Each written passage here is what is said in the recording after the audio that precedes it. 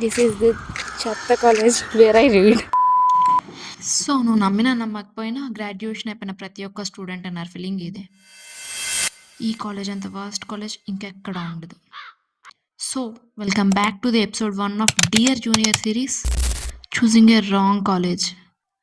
దీనికి మెయిన్గా 2 రీజన్స్ ఉన్నాయి. Number 1, the gap between what you see and what we experience. ఈ యాడ్లో వచ్చిన ఈ అమ్మాయి ఇక్కడ చదువుతుందని నమ్మే కదా సార్ చేరం, కానీ ఇక్కడికి వచ్చి చూస్తే ఈ అమ్మాయి స్టూడెంటే కాదు, తనేదో మోడల్ అంటగా. ఇంటర్ అయిపోయిన ప్రతి ఒక్క స్టూడెంట్ కాలేజ్లో జాయిన్ అవ్వాలి అనుకుంటే రిలేటివ్స్ చెప్పారనో, ఫ్రెండ్స్ చెప్పారనో, లేకపోతే కాలేజ్ హైప్ చూసే కాలేజ్ జాయిన్ అవుతారు. 100% ప్లేస్మెంట్ ఉంటుంది, ప్రెస్టేజ్ ఉంటుంది. కానీ అక్కడికి వెళ్ళేసరికి వాళ్ళు ఏదైతే చెప్పారో అండ్ నువ్వేదైతే ఎక్స్పెక్ట్ చేసావో దానికి కంప్లీట్లీ ఆపోజిట్ ఉంటుంది. Then you will regret. And number 2 is getting into a college without any career plan. నువ్వు ఈ కాలేజ్కి ఎందుకు వచ్చావు?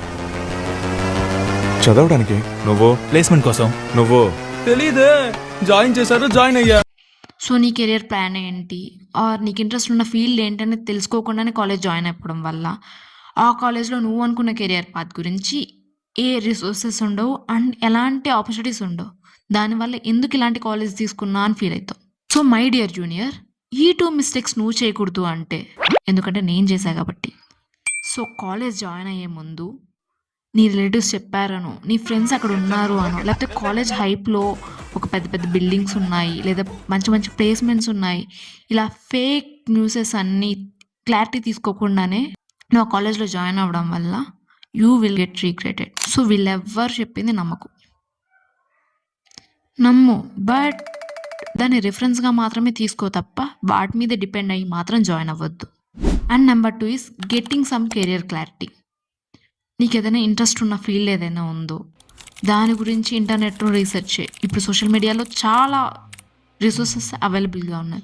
సో నీకు ఇంట్రెస్ట్ ఉన్న ఫీల్డ్ గురించి ఎక్స్ప్లోర్ చేసి నీకు ఇంట్రెస్ట్ ఉన్న ఫీల్డ్ ఏంటి, దానికి రిసోర్సెస్ ఏమేమి ఉన్నాయి అండ్ దానికి సంబంధించిన కాలేజెస్ ఏంటి, అలాంటి వాటి గురించి క్లారిటీ తీసుకొని కాలేజ్ చూస్ చేసుకో.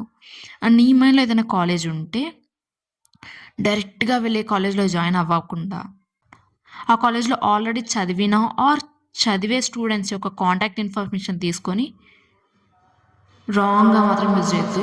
వాళ్ళని అడగండి, ఈ కాలేజ్లో నేను అనుకునే కెరియర్ ప్లాన్ ఏంది, దానికి సంబంధించిన రీసోర్సెస్ ఆర్ దానికి సంబంధించిన ఆపర్చునిటీస్ ఏమన్నా ఉన్నాయా, లేదు అంటే ఈ కాలేజ్లో కొత్త స్కిల్స్ ఎక్స్ప్లోర్ చేయడానికి ఛాన్సెస్ ఉన్నాయా, మంచిగా ఇంటర్న్షిప్స్ చేయడానికి ఛాన్సెస్ ఉన్నాయా, మంచిగా ప్రాజెక్ట్స్ జరుగుతాయా, ల్యాబ్స్ ఎలా ఉన్నాయి, ఇలా కంప్లీట్ ఇన్ఫర్మేషన్ క్లారిటీ తీసుకోండి.